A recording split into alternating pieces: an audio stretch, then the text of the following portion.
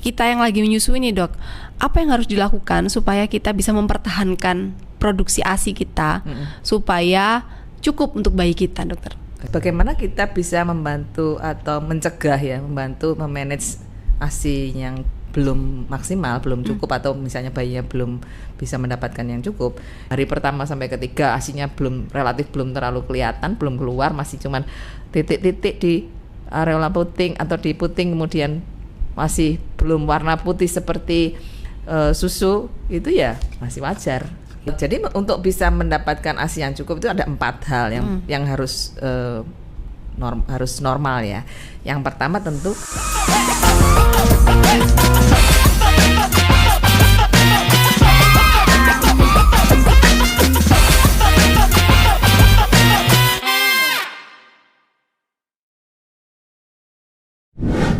hari ini kita sudah kedatangan tamu, yaitu salah satu dokter anak dari Rumah Sakit Beranak Kendang Sari Surabaya dengan Dr. Diana Amelia Susilo, SPA IBCLC.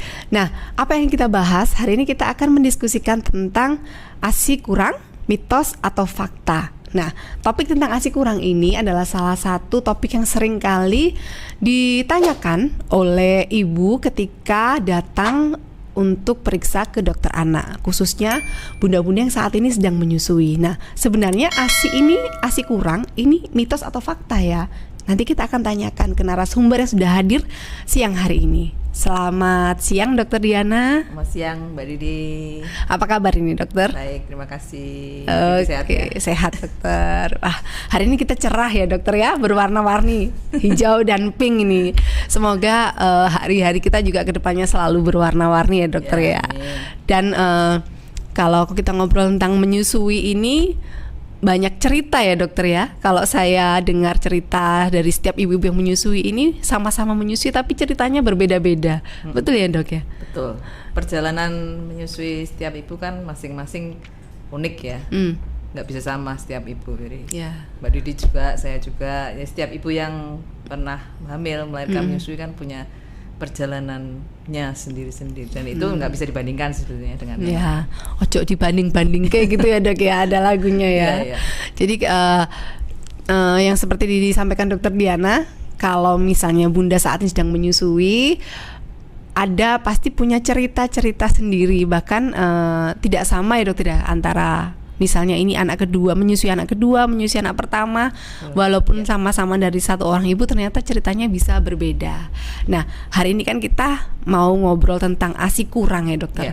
Dan itu saya sering kali misalnya baca atau lihat di media sosial, ada ibu-ibu yang nulis, kok ASIku nih kurang, apa yang harus saya lakukan? Kok saya merasa ASI saya kurang? Nah, sebenarnya ASI kurang itu memang kondisi yang ada, memang apa ya dokter, fakta atau itu hanya sebuah mitos ya dok? Perasaan saja maksudnya. Ya, baik, saya sapa dulu Bapak Ibu, selamat siang semua, semoga sehat semua ya. Jadi terima kasih karena sudah diberi kesempatan dalam podcast ini, kita bisa berbagi tentang masalah menyusui, tentang kondisi-kondisi yang disampaikan oleh ibu-ibu. Kadang-kadang memang sering jadi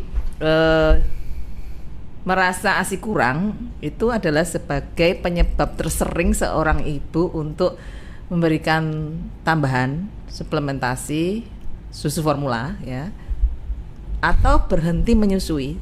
Itu yaitu penyebab pertama, penyebab tersering seorang ibu berhenti menyusui. Jadi bukan hal yang jarang sebetulnya. Tapi dalam hal ini adalah kita perlu pastikan apakah benar-benar ASINya kurang atau apakah ibu itu merasa ASINya kurang. Jadi kalau kita berbicara tentang apakah ASI kurang itu mitos atau fakta, memang tidak bisa langsung mitos, fakta kalau ASINya kurang. Tapi memang perlu dipelajari dulu ya, bagaimana seorang ibu itu menyusui bayinya, kemudian bagaimana evaluasi kita terhadap bayinya tersebut ya. Gini, jadi seorang ibu yang melahirkan sebagian besar ya, kalau boleh berhitung mungkin dari referensi menyebutkan 90% atau 85 sampai 90% itu mampu memproduksi ASI yang cukup. Ya. 85 jadi, sampai 90 ya, Dok. Ya, jadi 10% atau maksimal sampai 15% dari diperkirakan seorang ibu memang bisa belum cukup ASINya. Jadi ada yang memiliki ASI yang belum mencukupi untuk bayinya.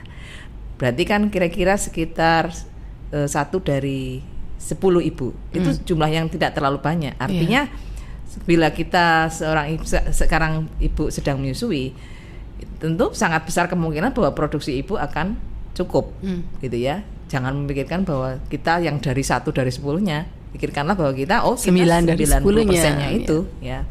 Karena sebagian besar ibu mampu untuk menyusui asalkan dengan manajemen yang benar dan dukungan yang baik. Oke. Ya. Nah, jadi kalau bicara tentang apakah itu mitos, enggak juga, karena memang ada sebagian kecil ibu yang memang memproduksi ASI kurang, tapi bukan berarti tidak bisa menyusui, tetap bisa menyusui dengan dibantu dan dioptimalkan, ya. Kalaupun yang benar-benar tidak bisa menyusui, mungkin perlu suplementasi, bukan berarti harus berhenti menyusui juga, kemudian tidak menyusui lagi, bukan, tapi tetap harus menyusui karena setetes ASI pun itu sangat berharga. Sebanyak apapun yang ASI yang bisa diberikan, meskipun itu mungkin nanti dianggap tidak mencukupi dalam porsi yang kecil tadi ya, itu sangat berharga untuk kehidupan bayi selanjutnya. Wah, ini menarik nih. Jadi kalau misalnya saat ini Bunda sedang menyusui, kemudian merasa kayaknya ASIku kurang ya. Nah, itu harus dipastikan dulu ya, dokter ya. Berarti harus datang nih ke dokter atau ke konselor ya, konselor menyusui untuk dipastikan ibu ini apakah benar ASInya kurang atau ternyata hanya merasa ASInya kurang. Seperti itu ya, dokter ya. Ada yang disebut perceived insufficient milk atau PIM ya, PIM dari referensi disebutkan banyak ya 80% ibu merasa ASI kurang. Sebagai ibu yang pernah menyusui, kita kan juga pernah merasa nanti ASIku cukup nggak ya, ASIku kurang nggak ya. Itu semua rasa sebagian besar ibu akan merasa seperti itu. Nah, apakah benar-benar kurang? Nanti kita lihat dari tanda-tanda kecukupan ASI yang benar-benar objektif. Nah, ada tanda-tanda yang tidak objektif ya. Jadi yang saya bilang tadi merasa ASI kurang itu banyak yang ibu-ibu merasa ASInya kurang padahal sebetulnya tidak kurang. Misalnya contohnya ya, ibu merasa payudaranya tidak keras, payudaranya ASInya tidak merembes, ya. Ibu-ibu merasa ASInya tidak mengalir. Yang sering juga ibu-ibu kalau dipompa ASInya tidak sedikit, keluar gitu ya, atau ASInya cuma sedikit. Kemudian dari sisi bayinya nangis terus, kemudian bayinya tidak tidur pada saat malam hari, mimik terus, netek terus, itu juga ibu-ibu sering merasa nanti ASI saya kurang, padahal itu bukan indikator yang objektif, indikator yang benar bahwa ASInya kurang gitu.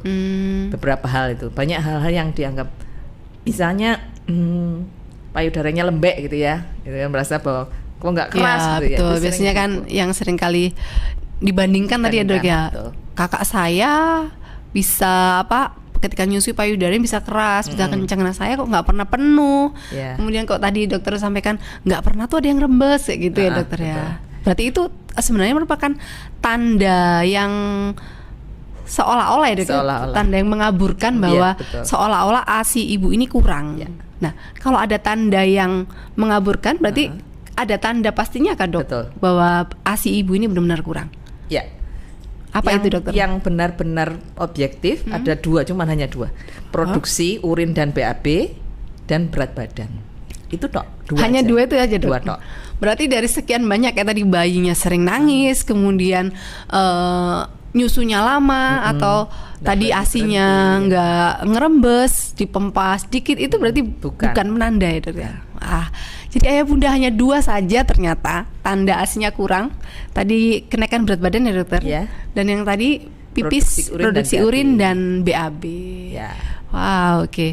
Kemudian cara taunya bagaimana, dokter, kalau ternyata kita lihat dari dua hal ini ASInya memang kurang? Apakah kenaikannya memang kenaikan berat badan bayi harus mencapai target tertentu setiap bulannya? Kemudian ada standar minimal pipis dan BAB-nya. Bagaimana dokter? Jadi yang pertama tentang kencing dan BAB ya. Secara fisiologis ya, seorang bayi misalnya kita mulai dari BAB pipis bayi baru lahir. Yang disebut normal itu fisiologis atau normal, pipis bayi hari pertama itu 1 kali sehari cukup. Jadi ada seperti gampangnya ya, rule of thumb-nya hari pertama 1 kali pipis. Itu minimal ya dokter? Minimal, mau lebih nggak apa-apa. Hari kedua 2 kali, hari ketiga 3 kali, hari keempat 4 kali, hari kelima 5 kali, hari keenam 6 kali, dan seterusnya 6 kali per hari. Itu kencingnya. Untuk kencing minimal 6 kali sehari ya dokter? Untuk usia hari ke-6. Hari ke-6. Ya, hari pertama, hari kedua sesuai. Hari pertama sesuai dengan harinya berarti ya dok ya? Hari kedua 2 kali dan seterusnya. Okay. BAB hari pertama sekali, hari kedua 2 kali, dan seterusnya minimal 2 kali, lebih bagus. Okay. Bisa kadang-kadang kalau sering malah juga menandakan bahwa ASI-nya bahkan cukup. Iya. Bahkan lebih. Kadang ada bayi yang habis nenen pup BAB, gitu ya dok ya. Ada yang kepikiran bahwa nanti kalau ASI-nya BAB-nya banyak, nanti ASI-nya tidak terserap. Tidak juga gitu.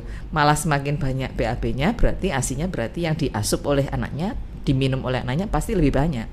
Gitu. Baik. Itu yang tentang produksi urin dan BAB.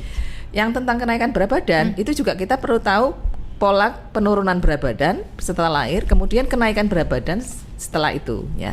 Bayi baru lahir selalu semuanya akan turun dulu.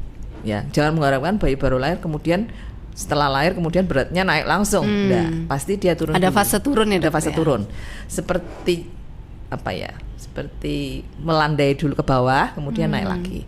Nah, yang toleransinya yang diperbolehkan itu 7 atau 8% sampai 10% di awal-awal, terutama dalam 5 hari sampai seminggu pertama. Penurunan berat badannya. Berat badan. Ya, toleransinya.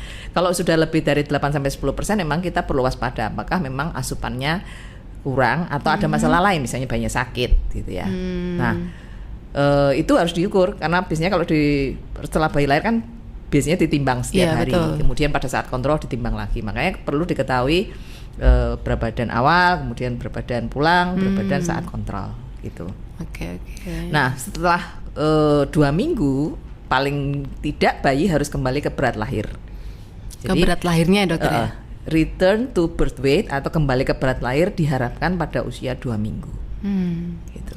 Apa yang harus dilakukan orang tua dokter bila ternyata sampai dengan usia 2 minggu ternyata bayinya ini masih belum kembali ke berat lahirnya? Apakah itu juga jadi salah satu tanda waspada yang harus dicari tahu oleh orang tua? Ini kenapa ya berat badan anak kok nggak kembali ke berat lahirnya? Apakah seperti itu dok? Betul. Jadi evaluasinya kan itu sebagai salah satu tanda keasupannya cukup atau tidak. Nah, asupan cukup atau tidaknya itu bisa ada 2 faktor. Selalu dari menyusui itu faktor ibu dan faktor bayi. Bisa saja ASI-nya cukup, tapi bayinya belum terampil menyusu, sehingga asupan bayi yang masuk ke dalam tubuh bayi kurang. Ya, bukan berarti ASI-nya kurang. Ya, kalau kita lihat dari sisi supply-nya itu mungkin cukup, ada. Tapi bayinya minumnya belum terampil, belum tepat. Misalnya karena masalah posisi perlekatan. Posisi itu bagaimana posisi bayi terhadap badan ibu, dan perlekatan bayi adalah bagaimana mulut bayi menghisap di areola dan payudara. Nah, itu selalu hal pertama yang harus kita lihat pada saat mengevaluasi seorang bayi menyusu. Nah, posisi perlekatan adalah kunci yang awal penting untuk mengevaluasi bagaimana bayi mendapatkan ASI atau transfer ASI dari payudara ke ibunya. Gitu. Jadi memang penting ya dokter bagi bunda yang habis melahirkan nih, melahirkan dimanapun ya, bisa di fasilitas kesehatan, di rumah sakit, di puskesmas mungkin maupun di bidan. Berarti selama masih di fasilitas kesehatan, tadi kan dokter sampaikan posisi pelekatan ini penting untuk dicek ya dokter ya. Berarti kan selama masih tinggal di masa perawatan itu, ibu ini harus mencari tahu ya dokter ya, posisi pelekatannya bagaimana yang benar supaya tadi yang disampaikan dokter Diana, produksinya ada tapi ternyata bayinya belum terampil karena posisi pelekatannya juga masih belum ketemu yang pas. Nah, berarti harus aktif mencari tahu atau menanyakan ke petugas kesehatan. Kalau misalnya memang merasa kayaknya saya masih belum bisa nyusui nih, saya mau butuh bantuan untuk diajari seperti itu ya, dokter ya. Betul. Jadi bagaimana kita bisa membantu atau mencegah ya, membantu memanage ASI yang belum maksimal, belum cukup atau misalnya bayinya belum bisa mendapatkan yang cukup, itu dari awal sebetulnya, dari sejak kalau bisa sebelum melahirkan kan ibu sudah paham tentang bagaimana, misalnya tahu tadi, oh nanti kita berarti setelah melahirkan harus lihat kencingnya gitu ya. Pada saat hamil, seorang ibu diharapkan sudah mempunyai pengalaman atau pengetahuan yang cukup untuk sebagai bekal dia, oh setelah lahir saya akan memantau, ekspektasi saya itu bukan ASI langsung keluar setelah lahir misalnya. Nanti kita harus lihat pipisnya, harus lihat BAB-nya, harus pantau. Nah itu pada saat hamil dengan pengetahuan yang cukup sebagai bekal dan motivasi yang baik bahwa ingin menyusui bayinya secara eksklusif karena memang itu tahu bahwa itu ada yang terbaik untuk bayinya. Hamil. Kemudian pas melahirkan, ini kita bicara tentang persiapan hal-hal yang bagaimana bisa kita membantu supaya mencegah ASI-nya kurang ya.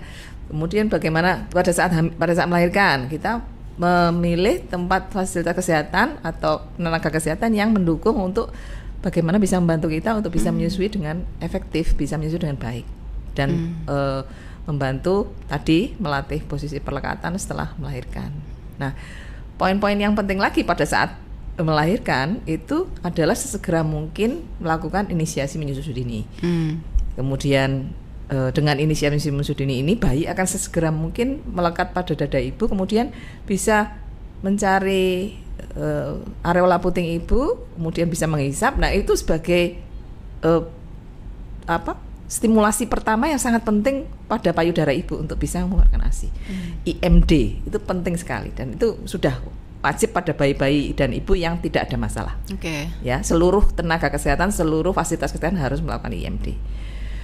Ibu harus minta pada tenaga kesehatan atau vaskes untuk bisa menerima IMD tersebut. Ya. Yang kedua, sesegera mungkin menyusu, sesegera mungkin berdekatan dengan bayinya dengan tidak banyak dipisah. Artinya bayi berdekatan dengan ibu sepanjang waktu untuk bisa berlatih menyusu yang disebut rawat gabung atau rooming in. Ya. Kemudian setelah itu tidak memberikan suplementasi bila tidak ada indikasi medis. Ya, kalau memang benar-benar ada indikasi medis sesuai anjuran dokter maka boleh diberikan suplementasi. Tapi kalau tidak ada indikasi jangan diberikan. Oh bayinya nangis terus, kemudian dikasih susu.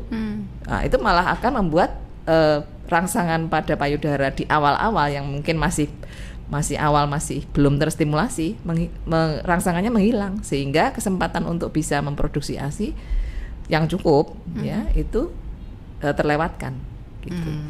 Dan selanjutnya nanti kalau pemantauan berat badan tadi, kencing, BAB itu selanjutnya akan mengikuti sesuai dengan kondisi bayi. Kontrol nanti harus kontrol ya, artinya bila ada masalah tentu harus konsultasi.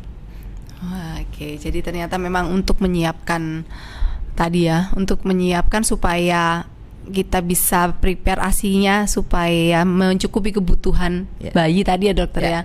Jadi harus ada persiapan-persiapan bukan hanya ketika bayi sudah lahir ya dokter. Betul.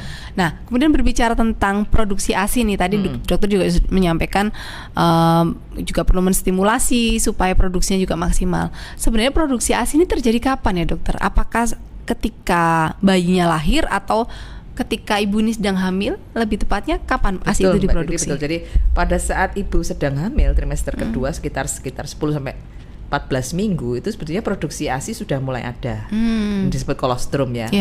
Atau fase laktogenesis pertama. Itu sudah diproduksi sedikit demi sedikit. Karena apa? Karena memang hormon-hormon menyusui kan masih belum tinggi, belum masih ditekan masih oleh hamil hormon ya dokter kehamilan. Sehingga memang sudah disiapkan dimulai pada saat trimester kedua. Jadi sering ibu menanyakan ASI saya pada saat lahir, setelah lahir itu belum keluar.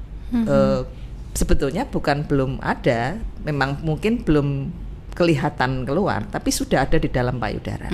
Ya, yakinlah bahwa dalam proses kehamilan apabila ibu terutama ya ada tanda-tanda payudaranya semakin besar. Mungkin size-nya mungkin agak bertambah, nggak besar sekali, tapi size-nya payudara itu bertambah, kemudian sekitar puting areola itu menjadi gelap, itu berarti hormon-hormon untuk mempersiapkan menyusuinya itu bekerja pada saat hamil, ya. Kemudian pada saat setelah hamil, setelah melahirkan, itu hari-hari pertama memang produksi ASI juga relatif masih sedikit. Yang masih dalam fase laktogenesis pertama itu kolostrum. Ya, baru setelah hari ketiga sampai hari kelima itu laktogenesis kedua, yang dimana yang dibilang orang ASI baru keluar, yang mau mulai semakin kelihatan ASInya semakin banyak. Semakin banyak tadi. Jadi kalau hari pertama sampai ketiga ASInya relatif belum terlalu kelihatan, belum keluar, masih cuman titik-titik di areola puting atau di puting, kemudian masih belum warna putih seperti susu, itu ya masih wajar gitu. Jadi kolostrum memang warnanya seperti itu, bervariasi, bisa cenderung kental, warnanya bisa bening, bisa putih, bisa seperti susu, bisa warnanya bisa bervariasi, tapi jumlahnya sedikit, ya, dan itu normal, wajar. Oke. Jadi ternyata memang ASI ini diproduksi mulai ibu hamil ya dokter ya. Jadi yang seperti yang disampaikan dokter Diana, sebenarnya dari 10 hanya satu yang benar-benar secara fisiologis ya dokter, memang ASInya kurang ya. Karena tadi ternyata semua ibu hamil itu sudah di trimester 2 10 sampai 14 ya dokter, 14 minggu sudah terjadi produksi ASI. Artinya bahwa semua ibu hamil ini pasti bisa menyusui ya dokter ya. Ya, tadi sebagian besar pasti bisa menyusui. Dan manajemen yang baik bisa menyusui. Pasti bisa menyusui. Nah, tadi hanya satu orang dari 10 yang memang benar-benar ASI kurang, ASInya memang tidak bisa diproduksi banyak ya dokter. Nah, lalu untuk kita yang lagi menyusui nih dok, apa yang harus dilakukan supaya kita bisa mempertahankan produksi ASI kita supaya cukup untuk bayi kita, dokter? Oke. Jadi untuk bisa mendapatkan ASI yang cukup itu ada 4 hal yang harus harus normal ya. Yang pertama tentu kelenjar payudaranya yang di dalamnya ada kelenjar yang memproduksi ASI. Yang kedua sistem saraf. Ya, secara anatomi sistem saraf ini secara fisik maupun juga psikologis juga. Jadi yang mempengaruhi psikis ibu ini masuknya ke masalah saraf ini bisa. Ya. Okay. Yang ketiga hormon. Ya, karena ASI itu diproduksi dengan jalur hormonal juga. Jadi tadi payudaranya, saraf, hormon. Yang keempat ini yang sangat menentukan juga adalah bagaimana manajemen pengosongan payudara. Nah, kalau Mbak Didi tanya tentang bagaimana kita mempertahankan produksi ASI, kalau kita sudah bisa memproduksi ASI, maka tentunya jalur payudaranya sebetulnya aman. Sarafnya harus dioptimalkan, hormonnya juga bisa ditingkatkan dengan menyusui, atau kalau kita tidak ada masalah sakit dengan kondisi hormonal, maka kemungkinan besar akan normal saja.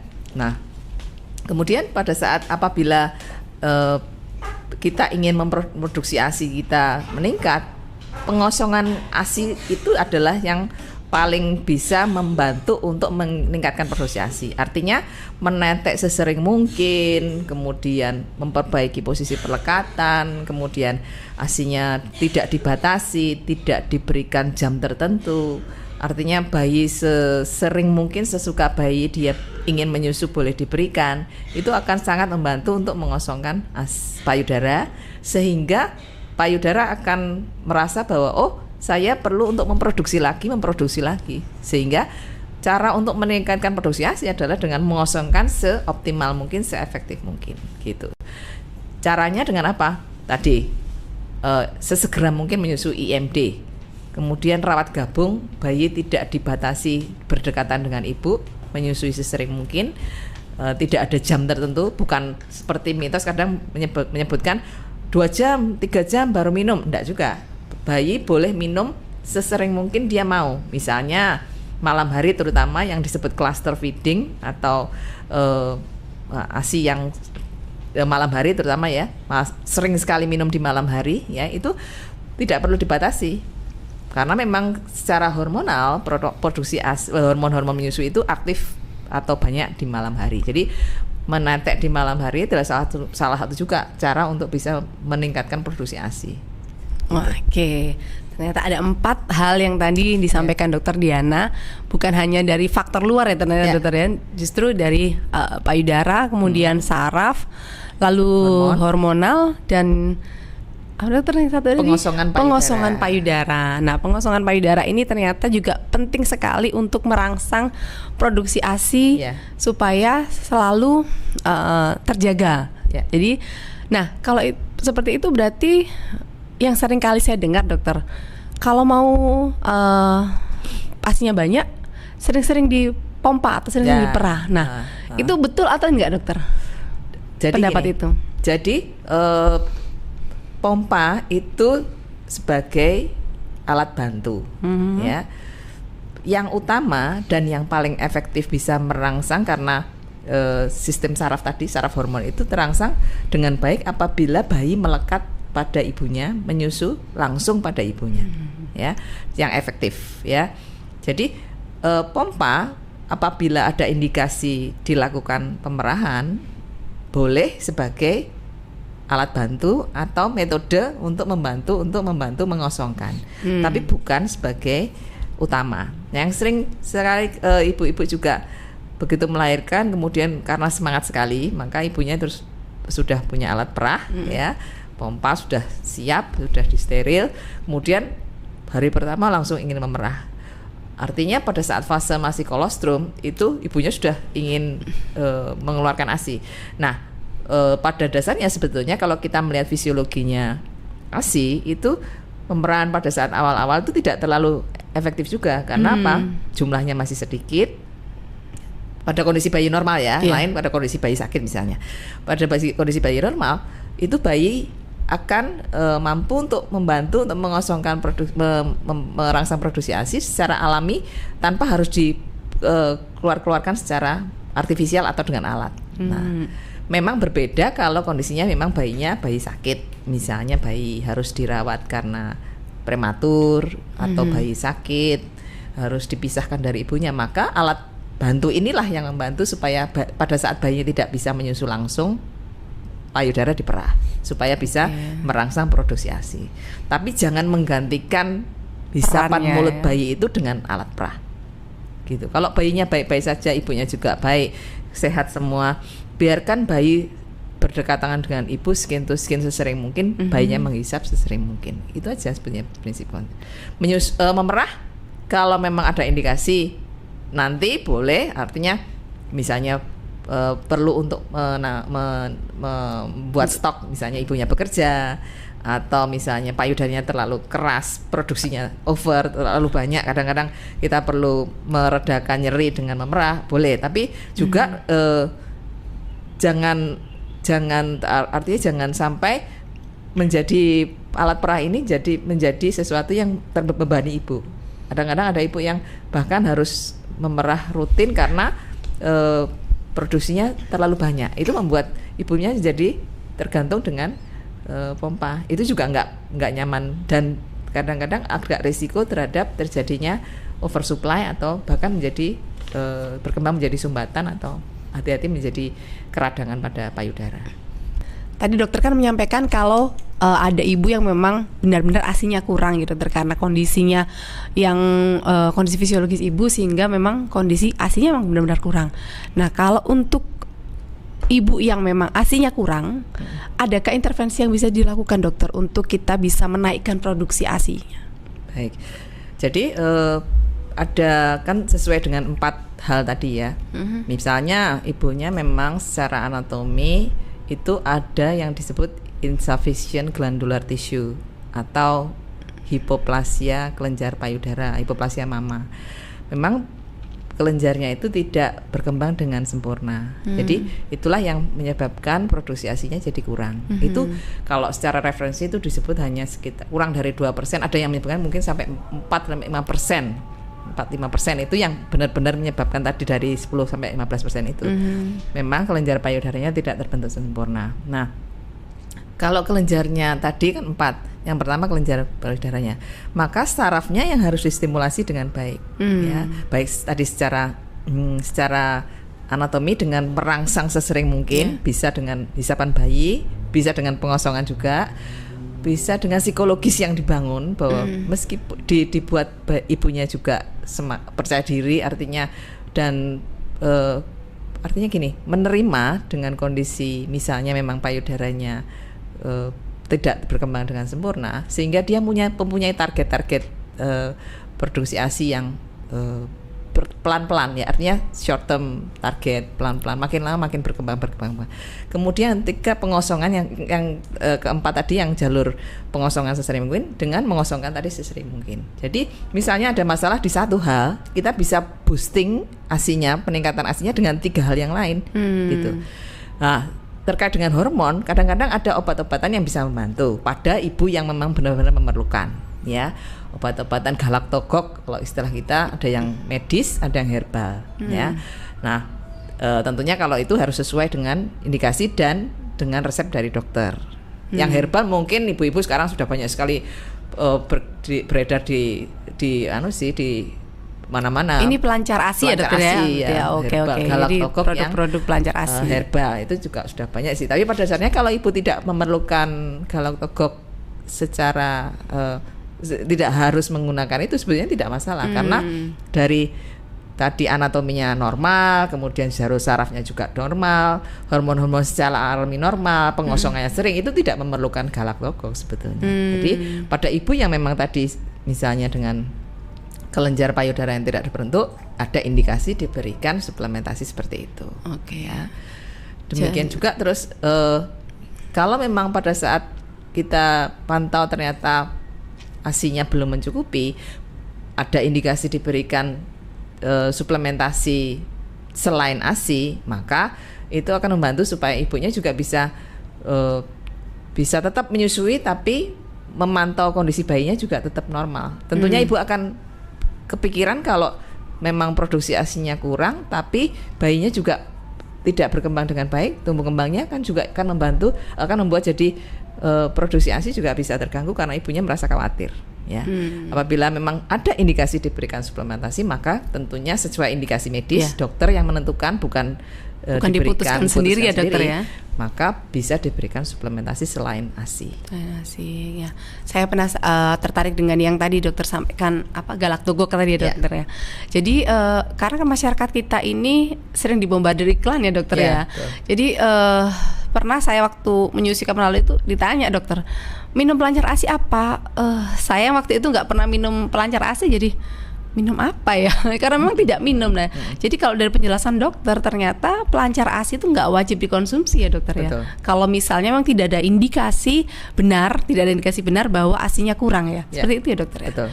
Oke. Seringkali malah mungkin galaktogok itu berfungsi sebagai artinya membuat ibunya nyaman gitu aja sih, artinya efek-efek yang membuat ibunya jadi membangun psikologisnya ibu ya dokter ya. Relax, kemudian sudah ada booster ASI, tapi sebetulnya bukan efek utama. Itu juga menjadi membuat ibu jadi percaya diri, lebih nyaman gitu ya. Terus bisa menyusui dengan lebih mantap gitu. Jadi belum tentu karena faktor pelancar ASINya itu, tapi karena memang produksi ASI pada dasarnya sudah cukup. Tidak perlu diberi pelancar ASI, sudah cukup, tidak perlu ada bantuan ya. Tapi sebenarnya kalau bayi itu butuh ASI yang banyak melimpah atau butuh ASI yang cukup, kalau untuk hari-hari bayi yang sehat ya dokter ya? Cukup sebetulnya sudah tidak cukup sebetulnya cukup ya, nggak perlu harus berlebihan ya, karena seperti ada dua pisau bermata dua ya. Kalau berlebihan juga bayinya itu seringkali merasa tidak nyaman juga ya. Tanda-tanda bayi dengan ibu yang produksi ASINya banyak itu juga sering gumoh, kemudian banyak suara nafas yang grog-grog, marah pada saat menyusu, perutnya kewalahan nyaman, gitu ya dok ya, berarti jadi terlalu penuh di perutnya. Itu juga bayi nggak nyaman sebenarnya pada ibu yang oversupply. Kemudian ibunya sendiri kalau juga nggak nyaman, sehingga kalau misalnya produksi ASINya banyak, kemudian harus mengeluarkan secara berkala, kemudian harus diperah, kemudian artinya ketergantungan terhadap misalnya harus diperah rutin gitu. Resiko terhadap ibu menjadi terjadinya sumbatan, pada saat over pumping atau tekanannya berlebihan untuk berusaha mengeluarkan secara optimal, kadang-kadang itu juga membuat masalah jadi pada ibu-ibu yang suplainya berlebihan. Jadi ternyata yang dibutuhkan untuk bayi-bayi kita itu adalah ASI yang cukup, dokter ya. Betul. Bukan ASI yang melimpah atau berlebihan, karena tadi pada beberapa ibu ASI yang berlebihan ini juga menimbulkan keluhan lain. Betul. Jadi yang tadi mungkin sering terjadi apa ya dok? Penjualan mungkin ya dok, sumbatan ASI. Bisa. Kemudian pada bayinya juga mungkin kekenyangan tadi kata dokter, lalu nafasnya grog-grog. Jadi untuk bunda-bunda yang mungkin merasa membandingkan kembali lagi dokter, membandingkan melihat ibu lain, kok kayaknya asinya banyak, asiku nggak sebanyak ibu itu, nggak perlu terlalu bersedih hati ya dokter. Betul. Karena kebutuhan setiap bayi itu kan berbeda. Dan tadi dokter sampaikan juga, asalkan sering mengosongkan payudara, maka produksi ASI akan terjaga seperti itu ya dokter, dengan posisi dan pelekatan yang benar tentunya. Oke, nah kalau untuk menjaga produksi ASI ini kan tadi dokter sudah menyampaikan tips-tipsnya. Apakah ada hal-hal yang menjadi kontraindikasi atau bisa berpengaruh dok, malah membuat ASI jadi turun? Misalnya nih ibu sakit harus minum obat dan ternyata obatnya ini mempengaruhi ASI. Nah, apakah ini juga salah satu hal yang harus dihindari dok, yang harus diwaspadai oleh ibu menyusui? Ya betul Mbak Didi, jadi ada beberapa hal yang bisa menyebabkan produksi ASI jadi menurun ya, misalnya ibunya sakit kemudian harus mengkonsumsi obat ya. Yang cukup sering itu ibu dengan flu misalnya, itu mengkonsumsi obat yang mengandung komponen pseudoephedrine, itu agak berisiko menurunkan produksi ASI ya. Jadi nanti dia mati obatnya itu apakah mengandung pseudoephedrine. Memang temporer sih, kalaupun sangat misalnya terlanjur minum atau sudah minum kemudian minum satu kemudian nggak akan langsung berhenti sama sekali gitu ya, tapi mungkin digunakan secara bijaksana, segera mungkin dihentikan gitu ya. Obat-obatan lain misalnya bromokripin itu biasanya bukan obat yang sering ditemui tapi bisa juga menurunkan produksi ASI gitu. Kemudian obat atau hal-hal lain misalnya alkohol ya, kemudian itu mempengaruhi produksi ASI juga, kemudian mempengaruhi saraf ya, sehingga tidak respon terhadap perangsangan produksi ASI. Kemudian kafein ya, kafein juga misalnya juga bisa mempengaruhi. Kemudian nikotin ya, kalau ibu yang merokok itu juga bisa mempengaruhi terutama rangsangan terhadap produksi ASI. Jadi memang harapannya sih ibu-ibu yang menyusui tidak banyak sakit, tidak mengkonsumsi obat secara bebas ya, kemudian tidak merokok, tidak minum alkohol ya. Kalaupun kalau mengkonsumsi kopi atau itu sangat dengan porsi yang kecil aja, jadi sangat minimal lah gitu aja. Berarti saat menyusui ya tetap kita memiliki pola hidup yang sehat ya dokter ya, pola makan yang sehat juga sama seperti ketika hamil ya dokter. Betul. Nah kalau untuk makanan dokter, apakah ada makanan yang memang bisa meningkatkan produksi ASI? Karena kan di masyarakat kita juga banyak yang bilang dari turun temurun dokter, makan daun katuk, makan yang pahit-pahit tuh misalnya daun pepaya, terus makan pare, itu bisa meningkatkan produksi ASI. Nah ini mitos atau fakta ya dokter kalau kaitannya dengan produksi ASI, mengkonsumsi makanan-makanan ini? Terima kasih. Jadi kalau keterkaitan dengan apa yang dimakan ibu, diminum ibu, sebetulnya jadi gini, kalau ibu itu sehat kemudian tidak ada masalah sakit, kemudian gizinya baik, cukup lah, gizi cukup, tidak gizi buruk ya, itu seorang ibu akan bisa memproduksi ASI dengan normal, dengan cukup. Nah memang perlu dijaga bahwa asupan ibunya ini tetap baik, pola makan yang baik, yang seimbang dengan komposisi dan kuantitas atau kualitas dan kuantitas yang cukup untuk bisa menjaga kualitas dan kuantitas ASInya ya. Misalnya cairan juga minum harus cukup, jumlah cairan juga 2 liter sampai 3 liter sehari. Terus komposisi makanannya seimbang, karbohidrat, protein, nabati, hewani ya, sayur, buah itu lengkap ya. Itu juga sangat membantu untuk produksi dan baik secara kualitas maupun kuantitas ASI. Jadi memang bukan kalau ibunya nggak bisa nggak nutut makan berarti produksi ASInya langsung menurun, enggak juga seperti itu. Tapi secara tidak langsung akan mempengaruhi dari sisi kuantitas maupun kualitas. Oke, jadi kalau makanan memang lebih ke mempengaruhi komposisi asinya juga ya dokter ya. Betul. Apa yang ibu makan maka akan terserap juga ke dalam asinya seperti Betul. itu ya dokter ya. Ya, berarti kalau untuk yang tadi saya sebutkan ya dokter kayak daun katuk itu memang benar ya dok bisa menambah produksi ASI atau sebenarnya semua makanan kalau itu dikonsumsi ibu secara seimbang ya dokter, dokter sampaikan seimbang, maka itu bisa juga membantu meningkatkan produksi ASI. Bagaimana dokter? Jadi kalau secara turun temurun gitu ya, atau memang secara referensi atau penelitian sebetulnya daun katuk itu belum banyak referensi atau penelitian tentang itu. Tapi memang secara awam itu sudah cukup banyak bukti menyatakan bahwa memang daun katuk atau daun-daun yang lain itu termasuk dalam golongan herbal galaktokok tadi yang saya sebutkan awal sebagai pelancar ASI yang alami, ya seperti daun katuk. Kemudian yang sudah semakin banyak dipakai daun kelor, yang lebih alami otomatis ya baik juga, nggak apa-apa. Jadi bukan sebagai alat meningkatkan produksi ASI yang utama, karena yang kembali tadi ke pengosongan ASI dan hal-hal 4 tadi yang awal itu yang penting, tapi boleh juga mengkonsumsi daun katuk, kemudian sayur-sayuran, daun kelor, kemudian apa tadi yang bisa, kalau herbal itu ada seperti fenugreek, bukan berarti tidak boleh, tapi tetap dipegang bahwa itu sebagai alat bantu atau bahan yang bisa membantu, tapi bukan sebagai prinsip utama. Demikian. Oke, nah ini menarik sekali obrolan kita di siang hari ini dokter. Dan ini dokter juga sudah banyak membahas tentang cara kita mengenali ASI kurang ya dokter. Kemudian tadi apa yang bisa dilakukan untuk meningkatkan produksi ASI. Nah, apakah ada tips tambahan lain dokter untuk bunda-bunda yang saat ini juga masih merasa bahwa ASInya kurang? Oke, jadi yang pertama perlu diingat kembali bahwa perlu kita mengingat kembali bahwa sebagian besar ibu tadi akan bisa memproduksi yang cukup. Itu ditekankan,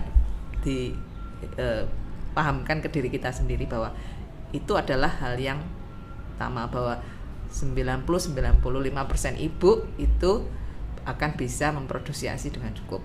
Kemudian mintalah dukungan untuk motivasi yang tadi sudah terbentuk itu dengan dukungan sekitarnya. Kadang-kadang dukungan sekitar itu yang membuat kita menjadi secara psikologis jadi merasa bahwa ASI kita tidak cukup, padahal sebetulnya ASI kita cukup. Nah, mintalah dukungan, kemudian asupan yang cukup tadi, kemudian melalui persalinan yang sangat suportif untuk bisa membuat ASInya cukup, kemudian pemantauan terhadap kencing ya, terutama kencing ya, BAB juga, dan kenaikan berat badan. Itu aja tipsnya. Oke, tadi tentang pemantauan kencing dokter. Sekarang ini kan ibu-ibu muda lebih banyak menggunakan popok sekali pakai dokter. Nah, popok sekali pakai ini kan bisa menampung beberapa kali pipis. Bagaimana caranya untuk kita yang lagi memantau ASI kita cukup atau enggak dari pipisnya dokter? Ada tips kah dok? Karena kan sebagian besar kita masih menggunakan popok sekali pakai. Apa yang harus dilakukan?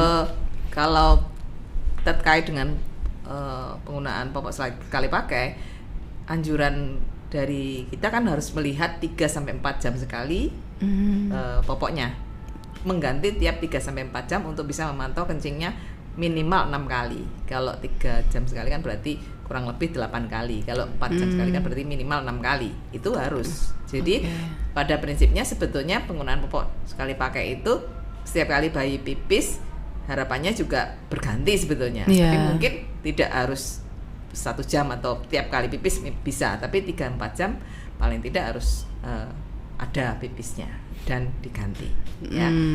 Jadi yang sekarang sering kali kita ibu-ibu itu menunggu popok penuh supaya tidak terlalu banyak menggunakan popok, itu sebenarnya kebiasaan yang kurang tepat ya. Jadi diusahakan tidak menunggu popok penuh untuk bisa mengganti popok sekali pakai. Kalau memang memungkinkan, bahkan tidak menggunakan juga nggak apa-apa. Artinya menggunakan popok sekali pakai itu benar-benar apabila memang diperlukan gitu ya. Jadi bisa digunakan celana atau popok kain untuk memantau juga lebih baik, karena kita bisa lihat sekali pipis ganti, kemudian kita bisa memantau berapa kali pipisnya dalam 24 jam. Terutama untuk bayi-bayi yang awal ya, bayi baru lahir ya. Apalagi terkait bahwa akhir-akhir ini dengan kondisi ibu dengan bayi dengan ada masalah dengan gangguan ginjal, itu juga ibu-ibu perlu benar-benar memantau kencingnya ya. Jadi kalau memang memilih menggunakan popok sekali pakai, maka harus dipantau 3-4 jam sekali, tidak menunggu popoknya penuh. Oke. Gitu. Kalau misalnya kita kan konteksnya ini mengukur ASI cukup ya dokter, mengukur ASInya apa cukup atau tidak melalui air kencingnya. Nah kalau misalnya kita gunakan dulu popok kain sampai memenuhi pipis minimalnya misalnya 6 kali, terus setelah itu kita ganti menggunakan popok sekali pakai gitu, bisa ya dokter ya? Kan tujuannya kan kita untuk mengetahui, oh ya ini dengan pipisnya sudah 6 kali, berarti secara tanda yang pasti dari ASI kurang sudah terpenuhi seperti itu. Bisa ya dokter seperti itu ya? Bisa juga. Jadi tapi tetap dengan panduan bahwa 6 kali itu harus tetap minimal harus diadakan. Jadi yang banyak ibu-ibu juga malam hari itu nggak mengganti dari malam sampai pagi, itu juga kurang tepat. Ya, harus tetap diganti 3-4 jam sekali diganti. Oke. Selain itu juga dari sisi higiene area kelamin itu juga sangat menentukan. Jadi kelembapan area kelamin yang dipengaruhi oleh popok yang tidak diganti secara berkala itu juga mempengaruhi banyak faktor. Ruam, kemudian ISK itu juga bisa terpengaruh dari situ. Oke, ya siap dokter. Nah ini terima kasih informasinya hari ini dokter, karena tentunya bisa menjawab sebagian besar keraguan bunda-bunda yang saat ini sedang menyusui, karena ASI kurang ini topik yang selalu muncul nih untuk ibu-ibu yang khususnya yang baru melahirkan, karena melihat hasil perahannya tidak banyak, atau mungkin melihat membandingkan dirinya dengan bunda yang menyusui yang lainnya karena kelihatannya tidak banyak ASINya. Nah, semoga informasi hari ini yang diberikan oleh Dokter Diana bisa menjawab kegalauan bunda-bunda yang saat ini sedang menyusui. Nah dokter, sebelum kita mengakhiri sesi talkshow kita hari ini, podcast kita hari ini, ada pesan penting nggak dokter yang bisa disampaikan untuk bunda-bunda sekalian yang sedang menyusui? Oke. Silakan. Ya, jadi kembali lagi bahwa ibu memiliki kelenjar payudara. Nah, kita sebagai manusia itu memiliki, kalau ibu seorang mama ya, karena kita sebagai mamalia, salah satu golongan yang mempunyai kelenjar payudara, akan memiliki kemampuan untuk bisa memproduksi ASI ya. Sebagian besar ibu mampu untuk memproduksi ASI cukup, itu yang harus dipegang. Kemudian pada ibu yang memang sangat jarang sekali kejadiannya tidak bisa memproduksi ASI, bukan berarti ASINya harus berhenti. Mungkin ASINya tidak mencukupi, tapi masih tetap perlu diupayakan untuk bisa menyusui semaksimal mungkin, karena setetes pun ya, sedikit apapun ASI itu sangat berharga untuk kehidupan bayi dan anak kita sampai seumur hidupnya gitu. Demikian Mbak Didi. Ya, terima kasih Dokter Diana. Sama-sama. Untuk sharing informasinya di Kendang Sari Podcast kita episode kali ini. Nah, untuk bunda-bunda sekalian yang mengikuti diskusi kita siang hari ini, kalau misalnya ada pertanyaan terkait dengan ASI kurang, boleh dicantumkan di bagian komen. Nanti kita akan sampaikan ke Dokter Diana supaya mungkin bisa dibantu jawab juga ya dokter ya, kalau misalnya nanti ada pertanyaan-pertanyaan. Nah, yang belum subscribe jangan lupa untuk subscribe, like, dan bisa dibagikan juga informasi ini ke lebih banyak bunda-bunda yang menyusui, supaya semakin banyak bunda-bunda yang lain juga bisa semangat untuk menyusui. Seperti itu ya dokter ya harapannya.